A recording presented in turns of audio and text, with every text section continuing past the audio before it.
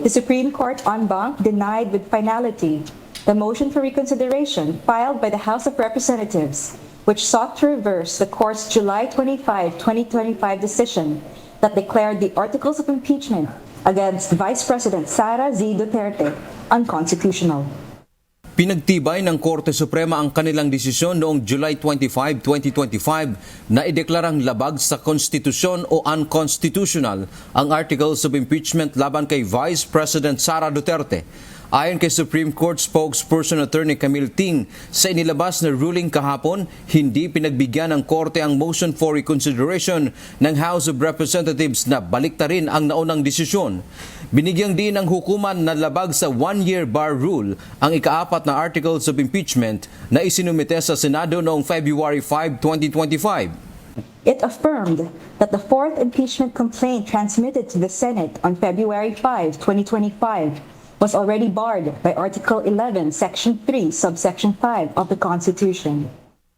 Dagdag pa ng kataas-taasang hukuman, labag din sa konstitusyon ang kawalan ng aksyon ng Kamara sa naunang tatlong impeachment complaint na hindi ito isinama sa order of business sa loob ng 10 araw.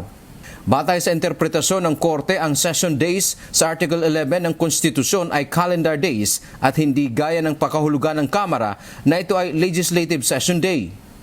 Session days as used in Article 11, Section 3, Subsection 2, or for purposes of the first mode of initiating an impeachment complaint, does not mean legislative session days.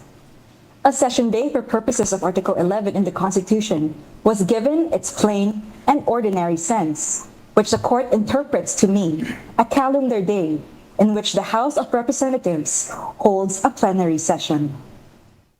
Hindi na maaaring iapila ng Kamara ang desisyon at wala na ring ibang petisyon na tatanggapin ang mataas na hukuman kaugnay ng kaso. Samantala, sa pahayag ng defense team ni VP Sara, sinabi nitong kinilala nila ang desisyon ng mataas na hukuman sa pag-deny sa motion for reconsideration ng Kamara. Pinasalamatan nila ang Korte sa pagbibigay ng malinaw na gabay patungkol sa constitutional limits at tamang pagtrato sa impeachment proceedings. Dapat na anyang pagtuunan ang mga mahalagang isyu ng bansa. Nilinaw din ng Korte sa kanilang desisyon ang mga kailangan sa dalawang paraan ng paghahain ng impeachment complaint tulad ng due process at kung kailan masasabi na deemed initiated ang isang reklamo. Dan Tiamento, UNTV, News and Rescue. Diyos ang aming sandigan, serbisyo publiko ang aming pinahahalagahan.